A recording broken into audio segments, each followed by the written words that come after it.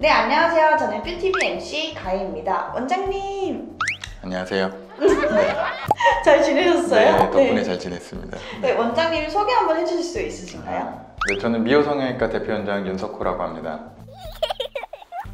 원장님 요즘에 이제 봄이 다가오고 있잖아요. 원장님 뭐 봄을 혹시 싫어하시고 그러신 거 없으시죠? 겨울보다 환자가 없어서 싫어하고 있습니다. 네.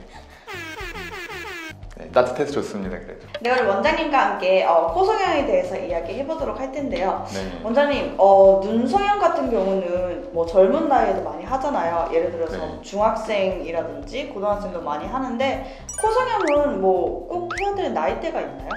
코 성형은 일반적으로는 한 우리나라로 따지면 한 고등학교 2학년 정도 되면 하는 걸 추천을 드려요. 왜냐면 이게 이제 교과서적으로 만 14에서 한 16세 정도까지 연골이 자란다고 얘기를 하거든요. 그래서 이제 너무 일찍 수술을 하게 되면은 연골이 자라는 걸 방해한다든지 연골이 자라면서 코에 약간의 변형도 올 수 있다고 해서 가능하면 한 고등학교 2학년 정도부터 수술하는 걸 권유해 드리고 있습니다. 이제 두 번째 질문인데요. 비중격 연골에 대해서 간단하게 설명해 주실 수 있나요? 네, 비중격 연골은 귀연골과 더불어서 코 성형할 때 가장 많이 쓰이는 연골인데요. 쉽게 얘기하면 이제 코 가운데 이렇게 서 있는 연골이에요. 그래서 우리가 이 가운데 쪽에 이렇게 뭐 뼈처럼 단단하게 만져지잖아요. 네.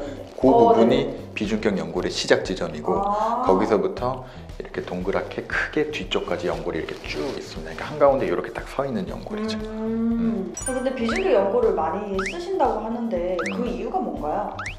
일단 비중격 연골을 쓰냐 코 연골을 쓰냐는 좀 수술하시는 원장님 취향에 따라 다른데요. 네, 많이 사용하는 이유 중에 하나는 첫 번째로는 코 안쪽에 있어서 수술할 때 환자가 이거를 뗐는지 안 뗐는지 모릅니다. 결국 수술 후에 통증이 이것 때문에 따로 있지는 않다는 거죠.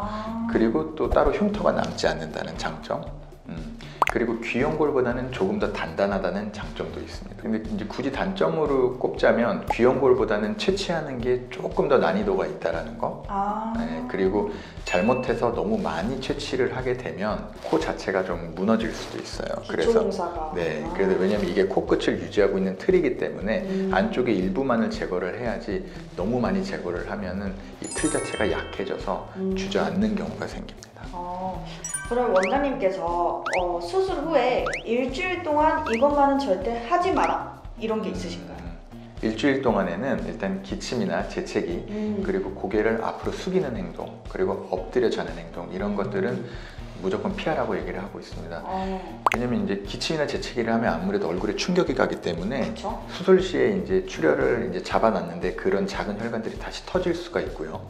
또 이렇게 앞으로 숙이게 되면은 피가 이렇게 앞으로 쏠리기 때문에 또 출혈이 잘 생길 수 있습니다. 그러면 3개월까지는 주의해야 될 사항들이 또 있을까요?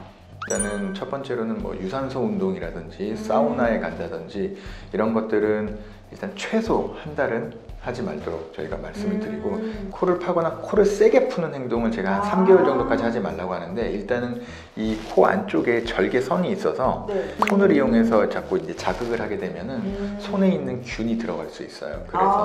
그래서 한 3개월까지 주의하라는 거고 그리고 제가 따로 뭐 말씀드리려고 하는 건데 음주와 흡연 이게 이제 실은 코 수술에서 가장 중요하거든요. 특히 보형물이 들어가기 때문에 그래서 이거는 한 달까지는 꼭 안 하셔야 되고 가능하면 음주, 흡연도 3개월까지는 하지 않는 거를 추천해드려요. 미스코랑 하이코라는 게 있다고 하던데 그거는 뭐 수술인가요? 아니면 시술인가요? 그게 뭔가요? 미스코나 하이코는 실은 그 시술명이에요. 근데 일단은 필러나 지방식으로는 코끝을 어떻게 만들긴 굉장히 힘들거든요. 그래서 이걸 어떻게 시술을 할 수 있겠냐라고 해서 고안했는 게 이제 하이코, 미스코 같은 시술들인데 이거는 뭐냐면 돌기가 있는 좀 두꺼운 실을 사용해서 코 안쪽으로 이렇게 찔러 넣는 겁니다. 좀 딱딱한 실을 집어넣어서 코를 이렇게 빼주는 거죠.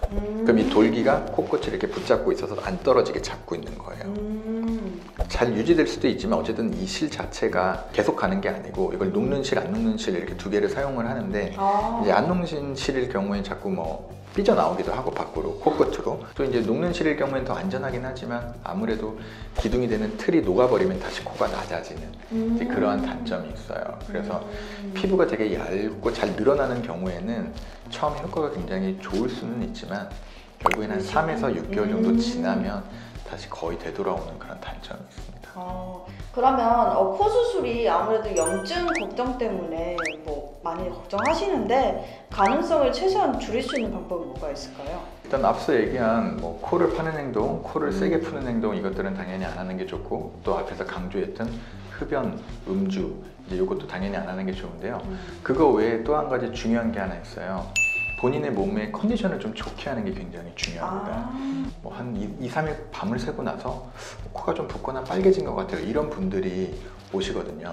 그래서 이 면역력을 높이는 게 수술 후에 굉장히 중요한 부분 중에 하나라고 생각합니다. 그러면 코 수술 후에 찜질 방법 같은 게 따로 있나요?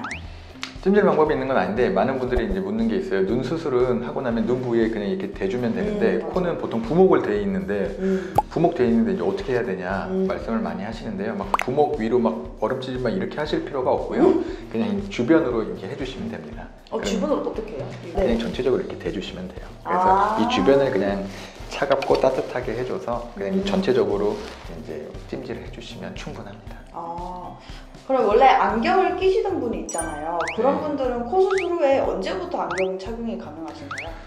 네, 안경을 아무래도 안경 다리 부분이 여기를 누르기 때문에 좋지가 않아요. 그래서 최소 한 달 정도는 착용하지 말라고 말씀을 드리고요. 특히 절골 수술이라고 해서 이쪽 뼈 부분을 살짝 부러뜨려서 이렇게 넣는 수술이 있는데 절골까지 했을 경우에는 2달까지도 착용하지 않는 걸 권유해 드립니다.